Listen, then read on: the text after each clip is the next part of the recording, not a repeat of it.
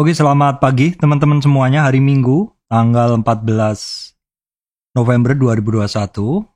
Di video sebelumnya, teman-teman, saya udah membahas tentang penerapan entry dengan MACD.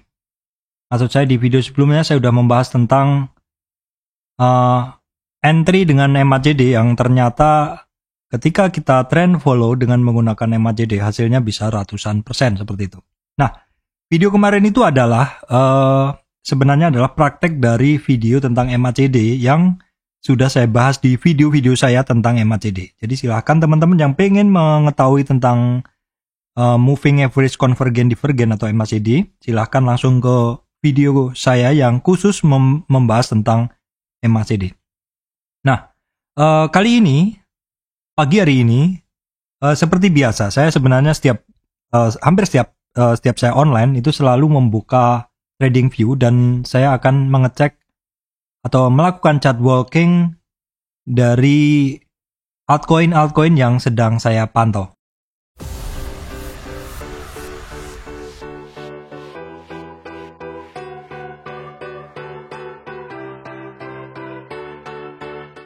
Oke teman-teman, pada pagi hari ini seperti biasa juga aktivitas rutin saya adalah setelah menyalakan komputer adalah saya akan mengecek altcoin. Nah, kali ini melanjutkan bahasan yang kemarin yaitu dengan menggunakan MACD, kita akan melihat peluang-peluang dari altcoin ini. Apakah ada altcoin yang secara MACD bagus sekali sehingga kita bisa masuk untuk jangka waktu yang lebih panjang seperti itu. Baik, sebelum masuk ke materi teman-teman, saya sampaikan informasi penting bahwa saya Surya MS Trade tidak terima titip dana trading. Teman-teman mesti berhati-hati apabila ada tawaran melalui Telegram ataupun sosial media lain mengatasnamakan MS Trade dan menawarkan titip dana trading. Sekali lagi, saya Surya MS Trade tidak terima titip dana trading sama sekali.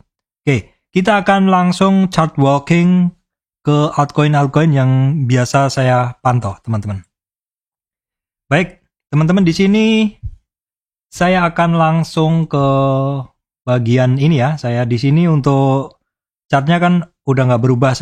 Artinya saya udah menggunakan tarikan-tarikan Fibonacci dan mungkin nanti beberapa Fibonacci akan saya koreksi apabila perlu seperti itu. Kalau misalkan enggak ya enggak. Kita akan lihat sekilas teman-teman ya. Di sini yang pertama adalah Bitcoin. Nah, Bitcoin ini adalah yang tren terakhir yang kita ambil itu adalah di sini teman-teman ya. Tren yang terakhir yang kita ambil di sini. Tetapi oke, sorry teman-teman tadi agak jeda. Oke. Jadi kita akan langsung cek aja ya. Ini kita kembali dulu ke Bitcoin. Kita kembali ke Bitcoin. Tadi kan bukan Bitcoin ya, teman-teman seperti itu. Nah, kita sudah berada di Bitcoin sekarang. Nah, teman-teman bisa ngelihat kalau dari sini maka entry Bitcoin paling bagus itu adalah di sini. Ini adalah entry paling bagus. Kenapa? Karena saat itu terjadi turning dari MACD dan ini adalah kalau teman-teman yang sifatnya masih sangat spekulatif atau teman-teman yang mau masuk buru-buru itu di sini.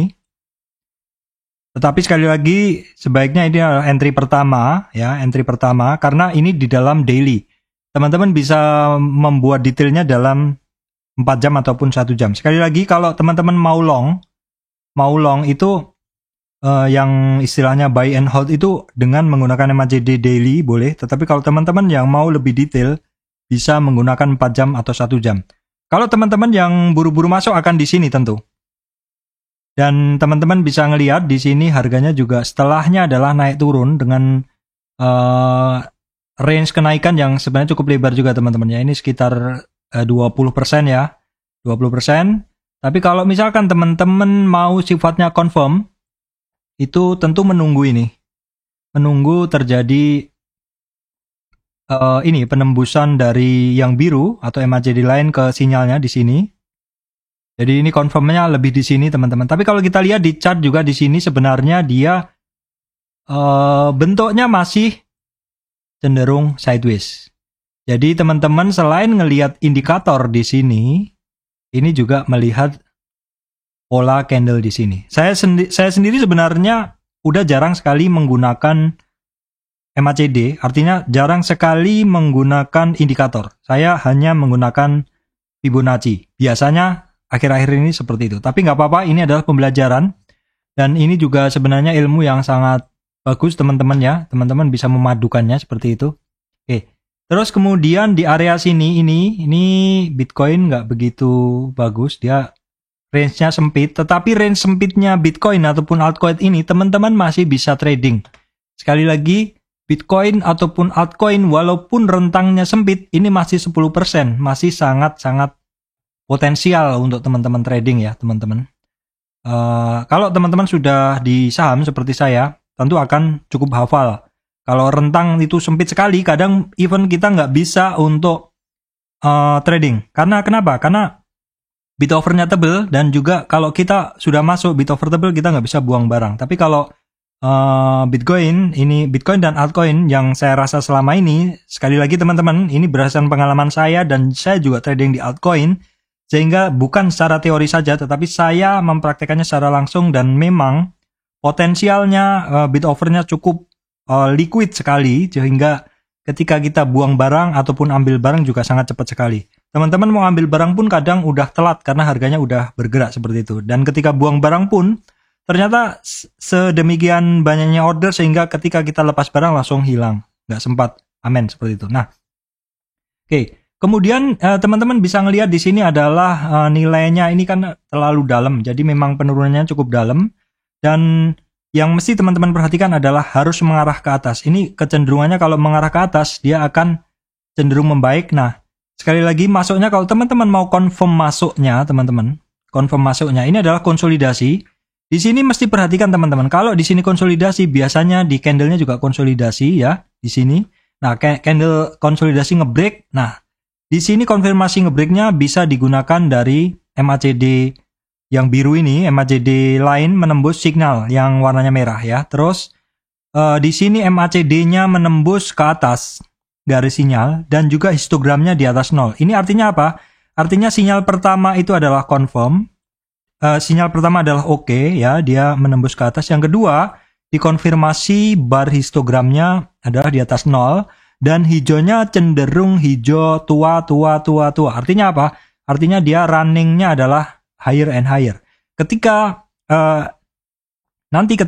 ini MACD-nya barnya adalah mulai hijau muda, itu artinya ketinggian dari bar sudah mulai turun. Nah, sekali lagi teman-teman yang sudah saya sampaikan kemarin di video sebelumnya atau video MACD saya, bahwa ketinggian dari bar histogram ini menunjukkan jarak antara MACD lain yang biru dengan signal yang warnanya merah. Nah, terus dia naik terus. Nah, di sini terjadi penurunan teman-teman ya. Ini penurunan. Ini teman-teman bisa ngelihat slope-nya ini adalah turun.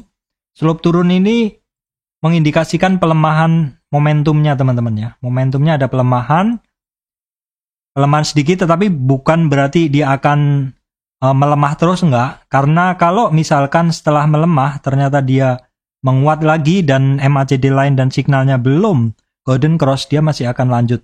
Seperti itu, baru kemudian kalau kita tarik garis ke atas, supaya lebih mudah di sini. Kita lihat di sini terjadi dead cross di sini ya, dead cross MACD lain ke MACD signal. Tetapi sekali lagi teman-teman mesti harus ngelihat kecenderungannya. Kalau kecenderungannya masih ininya nggak dalam-dalam amat juga. Terus juga di sini kecenderungannya adalah ketika turun mulai mencari belok atau turning ke atas lagi, ternyata dia masih naik. Jadi teman-teman mesti ngelihat di sininya juga, mesti ngelihat candlenya juga. Sebenarnya ukuran tingginya histogram dan istilahnya trending atau enggaknya, atau lebar atau enggaknya jarak antara MACD dan signal ini mengukur kekuatan tren teman-teman. Sehingga ketika kita ngelihat harga dari Bitcoin ataupun apa yang sedang kita analisa itu cenderung naik, tetapi teman-teman ngelihat di sini histogramnya cenderung kecil-kecil. Ini kan sebenarnya suatu kondisi ya teman-teman, ketika harganya masih naik tetapi indikatornya sudah melemah, itu kan berarti terjadi perbedaan atau divergen ya. Divergen. Nah, ini bisa menjadi warning bagi teman-teman. bisa menjadi warning bagi teman-teman, yaitu ketika harganya tidak searah dengan indikatornya.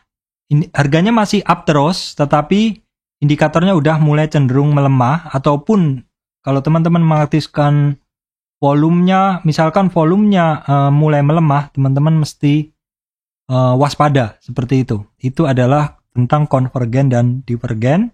Oke, itu masa lalunya Bitcoin. Terus sekarang kalau kita lihat ke sini, untuk saat ini ya beberapa saat kemudian, maka entry terbaik dari Bitcoin itu adalah di sini teman-teman, di area sini. Ini kalau spekulatif, teman-teman sifatnya spekulatif di area sini. Kalau teman-teman yang mau confirm itu di sini. Jadi saya kasih warna merah saja. Jadi kalau teman-teman spekulatif masuknya di sini, yang merah pertama atau entry pertama, baru entry kedua nambah ketika confirm di sini ya teman-teman. Nah ini ketika MACD-nya sudah di atas 0, ini udah harganya udah ngegas, dan teman-teman bisa ngelihat jarak antara MACD line dengan signalnya di sini lebar, yang ini juga bisa dilihat dari tinggi rendahnya dari histogram tersebut. Ketika jaraknya masih lebar, histogramnya masih di atas 0, harganya masih cenderung naik seperti itu. Nah, nanti teman-teman mesti waspada ketika harganya mulai nge-slope turun di sini, yaitu tepatnya kisarannya di sini ya teman-teman. Dan itu konfirmasinya adalah ketika di sini. Tetapi saya sendiri, teman-teman, saya sendiri tidak menggunakan golden atau dead cross-nya dari MACD line dan signal, tetapi saya lebih suka menggunakan histogram. Sekali lagi teman-teman, ini adalah kesukaan. Kalau teman-teman mau yang lebih cepat tapi agak-agak banyak sinyal-sinyal palsu, bisa gunakan histogram karena dia lebih cepat naik turunnya. Tapi kalau teman-teman mau confirm, maka teman-teman bisa menggunakan crossing up ataupun crossing down dari MACD line dan MACD signalnya. MACD line yang warna biru, yang sinyal yang warnanya merah. Sekali lagi, ini masalah kesukaan teman-teman, bukan masalah benar atau salah. Nah, kalau kita lihat kondisi terakhir nih, teman-teman, saya sebenarnya biasanya saya nggak pernah pakai MACD ya teman-teman. Saya nggak pernah pakai MACD. Maksud saya bukan nggak pernah, udah jarang, karena saya hanya pakai Fibo. Tapi kalau misalkan teman-teman mau melihat kondisi barang sekarang dengan MACD bisa. Seperti teman-teman ngelihat kondisi dari Bitcoin seperti ini. Kenapa pergerakannya agak lambat ya? Karena di sini teman-teman bisa ngelihat ini dalam tren ini saja, maka dominasi masih di bawah 0. Sehingga ketika naik pun dia momentumnya juga udah mulai lemah seperti itu. Ini dari indikator. Tetapi sekali lagi saran saya adalah bacalah candle-nya dulu, jangan membaca indikatornya. Karena indikator itu dibentuk dari candle atau dari harga teman-teman ya. Jadi kalau kita ngelihat kondisi dari Bitcoin, memang dia secara tren masih bagus sekali. Cuman kalau kita ngelihat di sini, ini secara indikator dia sudah mulai terjadi pelemahan seperti itu. Sekali lagi teman-teman ya, ini pasti akan banyak yang debat soalnya. Indikator dulu atau harga dulu? Kalau saya adalah harga dulu. Indikator adalah keputusan tambahan. Bahkan saya sering tidak menggunakan indikator karena saya nggak mau mindset saya kebawa oleh hasil pembacaan dari indikator. Makanya sering-sering akhir-akhir ini saya nggak pakai indikator, dan itu juga masih sangat bisa diandalkan teman-teman. Oke. Kemudian kita coba tengok di sini. Berikutnya adalah Cardano. Ini Cardano kalau kita ngelihat sih potensinya, kalau kita membaca indikator aja dia kan tipis saja di sini ya. Di area ini. Di area ini kan indikator sideways. Harganya juga sideways ya. Oke, kemudian untuk SRP juga sideways, indikator sideways. Harga juga cenderung sideways. Tetapi sideways-nya kripto itu beda teman-teman ya. Kalau sideways-nya kripto itu teman-teman tetap ada peluang untuk bisa trading. Sekali lagi, ini kenapa? Karena jaraknya ini walaupun di sini indikatornya sideways, tapi teman-teman bisa ngelihat jarak antar support resist itu 10%. Kalau kita ngelihat tertinggi atau resistan candle atasnya dengan bawahnya aja udah 41%. 41% teman-teman, gila. Ini sudah sangat besar untuk di ukuran saham teman-teman ya. Jadi ini dalam 27 Oktober sampai 10 November ada kenaikan sekitar 40%. Kemudian untuk Matic, nah Matic di sini saya ngelihat ada peluang teman-teman ya. Kenapa Pak ada peluang di sini? Karena yang pertama, teman-teman, kita bisa ngelihat bahwa ini histogramnya dia turun, terus sudah terjadi turning histogram dari merah tua ke merah muda. Artinya ini ada satu turning, satu pembalikan, dan yang mana ini pembalikan ini dia sudah berada di 2 histogram atau 2 daily histogram. Dan kalau kita lihat juga harganya sebenarnya juga turning, ya teman-teman. Kalau teman-teman yang berani sedikit spekulatif, tentu area sekarang ini adalah area masuknya dari Matic. Kalau teman-teman yang sifatnya confirm trader atau trader yang menunggu konfirmasi, maka akan menunggu penembusan ke atas ataupun golden cross dari yang biru ke yang merah atau MACD line ke yang sinyal seperti itu. Jadi kalau dari MACD, Matic ada peluang, silakan dicatat teman-teman.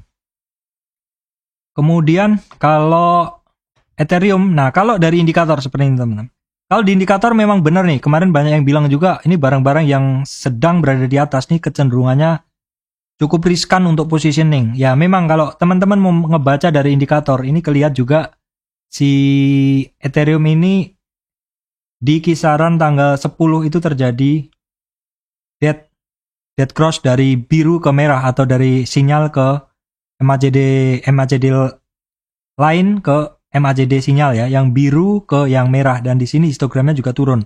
Jadi teman-teman perhatikan histogramnya ini dalam beberapa hari apakah akan turun lebih dalam, atau teman-teman juga bisa menggunakan chart yang lebih pendek yaitu 4 jam untuk ngelihat kondisi dari pergerakan harga Ethereum ini. Oke, kita akan ke dalam chart 4 jam teman-teman bisa ngelihat. Nah, kalau di sini teman-teman bisa ngelihat dominasinya apa. Kalau saya ngelihat dominasinya dari Ethereum ini, dia jelas masih di atas 0. Jadi masih bullish. Teman-teman bisa ngelihat sinyalnya, sinyal line di atas 0, sinyal line MACD line di atas 0, MACD histogram yang warna hijau masih cenderung di atas 0 dalam 4 jam, dan secara tren harga dari Ethereum ini juga masih naik terus. Kadang memang sedikit confusing atau membingungkan teman-teman ya, kalau kita berpedoman pada indikator. Jadinya karena kita sudah ngebaca hasil indikator seperti itu, jadinya adalah mindset kita udah terisi, oh ini barang sudah berada di atas. Padahal sebenarnya ngelihat mode seperti ini, yang harus kita lakukan adalah kita tinggal ngatur aja bahwa ini barang sedang running ke atas, dan kita bisa ngelihat bahwa dia ngebentuk satu channel, uptrend price channel seperti ini. Nah, seperti ini yang kita gunakan adalah uptrend price channel. Dia tentu menyusur dari support, resist yang di atas, kemudian ini support lagi, hampir resist atau resist ya, support lagi, resist seperti itu. Nah, di sini teman-teman bisa ngelihat ketika dia berada di resistan maka terjadi dead cross ya. Ketika berada di support maka berada di sini ya. Ketika berada di resistan lagi, dia berada di atas seperti ini. Nah, inilah fungsi dari indikator yang sebenarnya kita gunakan untuk sistem pendukung keputusan. Pendukung ya teman-teman. Artinya apa? Artinya pengambil keputusan utama harusnya tetap dari harga, dari pergerakan harga. Dan apabila kita nggak yakin, baru kita ngelihat ke indikatornya seperti itu. Tapi kalau misalkan sudah yakin, indikatornya yang berupa MACD boleh tidak digunakan teman-teman ya. Sekali lagi, ini adalah pilihan. Kalau teman-teman mau pure technical candle, boleh tidak menggunakan indikator. Ini adalah di Ethereum. Saya akan kembalikan ke dalam chart 1 jam teman-teman, 1 hari. Oke, chart 1 hari Ethereum. Terus kemudian saya coba lihat Dogecoin. Dogecoin kemarin saya sempat cut teman-teman ya. Saya sempat cut. Saya masukkan ini semua. Ya ini memang secara bentuk kalau Doge ini dari 561 sampai 38 dia ada sideways. Ya, ada sideways di Doge ini, area sini. Dogecoin di area sini sampai sini dia sideways, cenderungannya di sini juga teman-teman bisa ngelihat MACD-nya juga tipis aja, sebenarnya tidak ada yang begitu trending ya. Ini tipis aja pergerakan dari MACD-nya ini nggak tebel-tebel amat seperti itu ya. Ini dalam 1 jam. Nah, Nah, kemudian untuk dot teman-teman, ini untuk Polkadot ini boleh dipantau, ini barang lagi turun ya, lagi turun secara indikator dia lagi turun. Dia terjaga di supportnya teman-teman. Supportnya 38 belum tembus ya. Dan di sini ada kecenderungan dia masih turun, belum tahu kapan turningnya.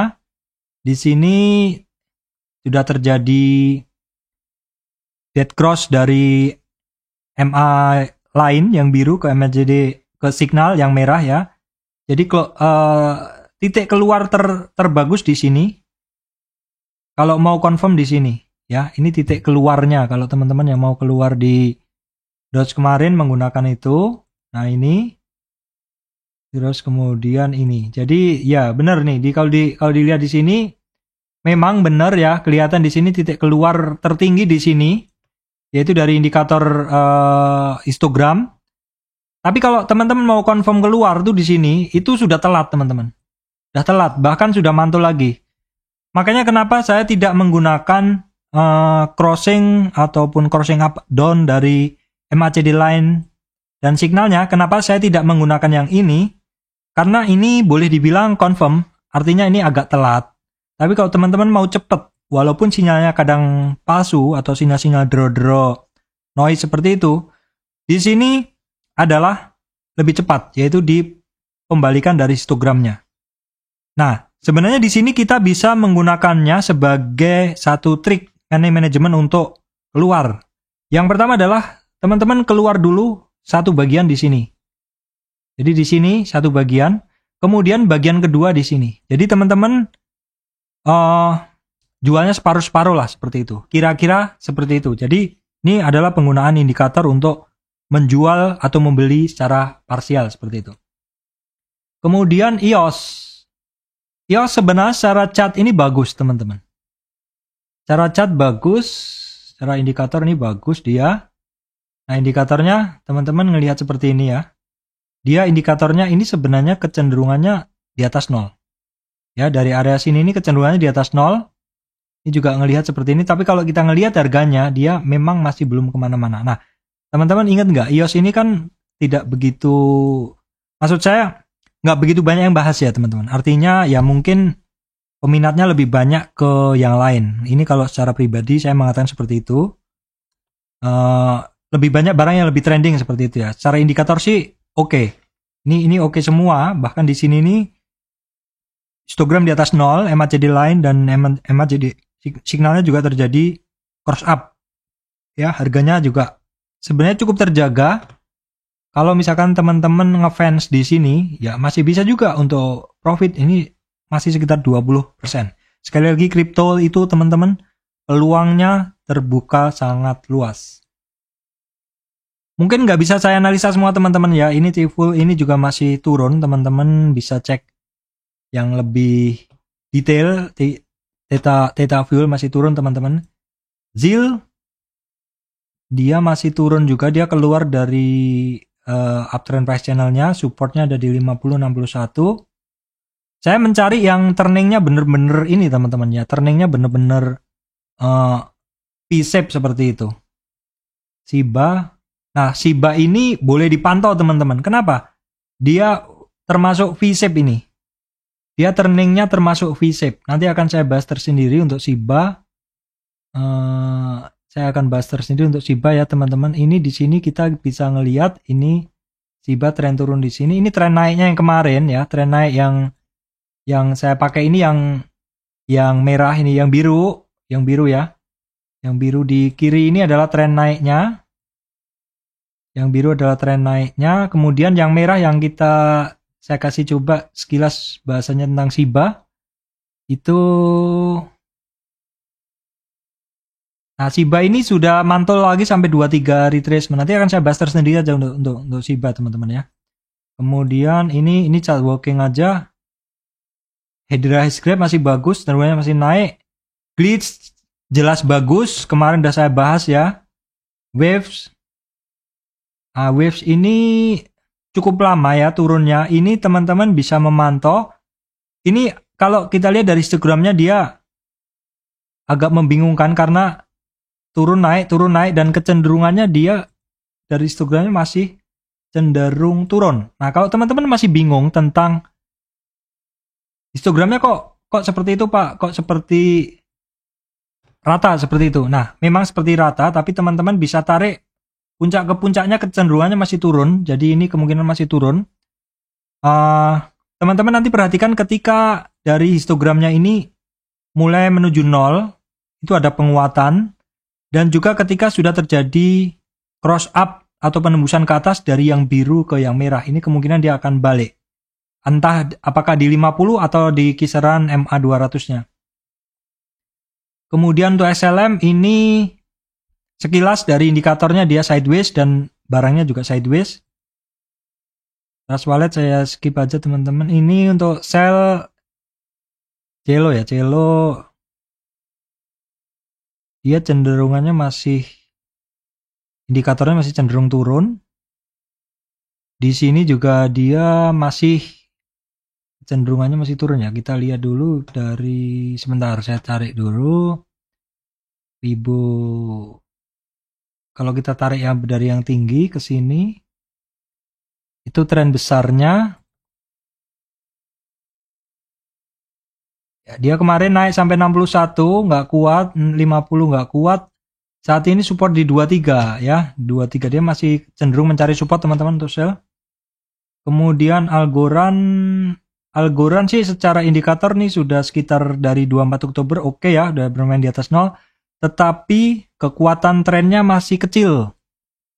Kekuatan trennya masih kecil, bisa dilihat dari histogram MACD-nya masih tipis. Ya, histogram MACD-nya di sini tipis. Coba teman-teman bandingin ketika dia running kenceng, histogramnya kenceng ya di sini. Ya, histogramnya kenceng. Tetapi sekali lagi teman-teman ya, jangan terpaku pada indikator, tapi ke dalam candle-nya dulu.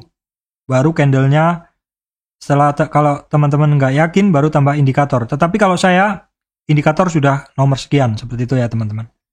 Kemudian Fed masih oke ya, ini kecenderungannya lari terus, pelan-pelan tapi lari seperti ini, trendingnya. Ini Theta token, Theta ya teman-teman, Theta ini kalau dilihat sekilas, ini dia nggak kemana-mana ya, karena bentuknya juga di situ-situ aja nih dari 30 Juli. Soft. Nah, soft, teman-teman bisa ngelihat dia trending banget ya, kemarin trending banget, tapi turun di sini.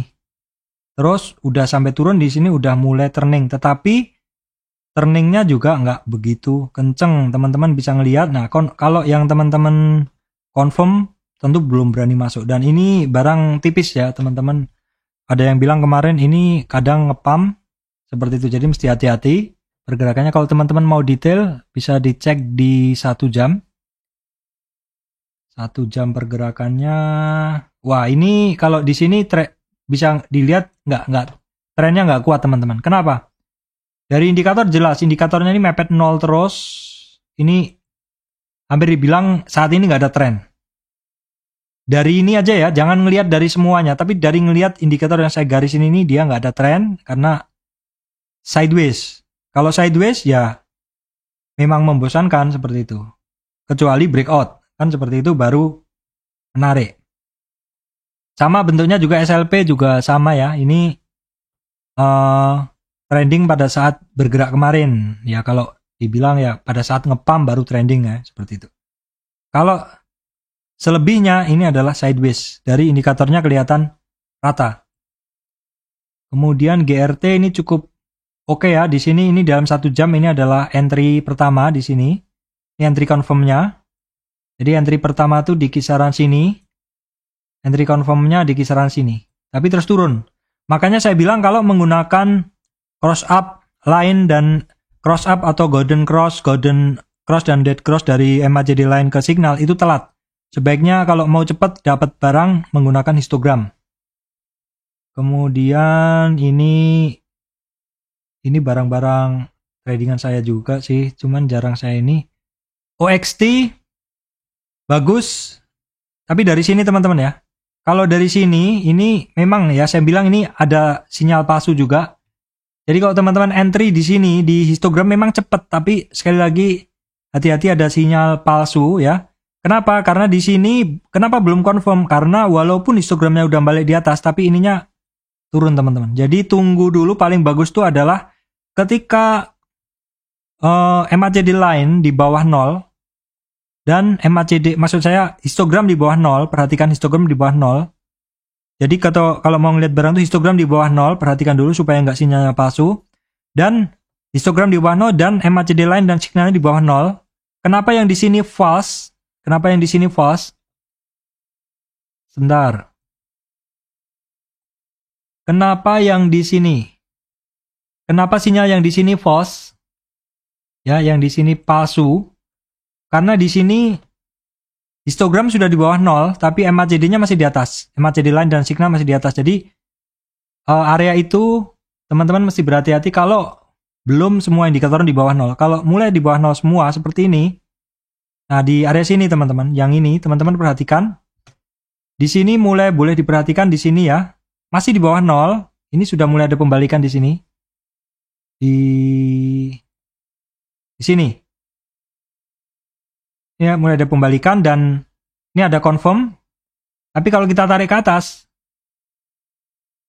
Kita tarik ke atas ya. Setelah confirm. Dan ini pada saat entry yang lebih cepat dengan menggunakan histogramnya. Nah, di sini. Jadi entry pertama di sini naik sebentar, turun. Entry lagi yang confirm di sini. Tapi teman-teman mesti ngelihat ke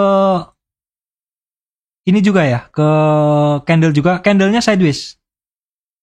Ya, memang kenapa di sini sebenarnya menjawab alasan kenapa saya tidak menggunakan indikator. Karena di sini teman-teman bisa ngelihat nih, ini dalam 1 hour untuk OXD. Kalau kita menggunakan indikator, itu teman-teman masuknya tuh di sini.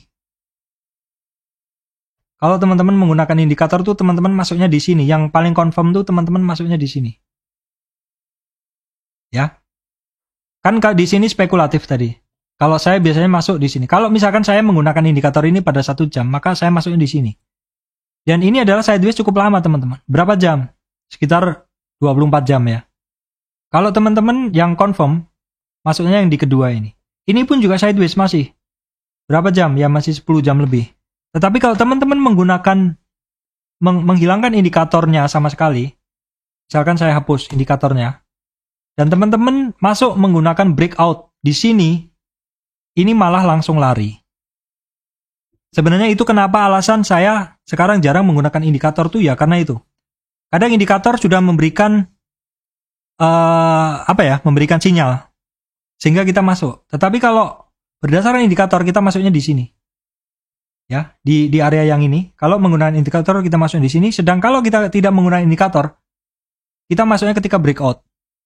Itulah kenapa kadang lebih suka saya tidak menggunakan indikator.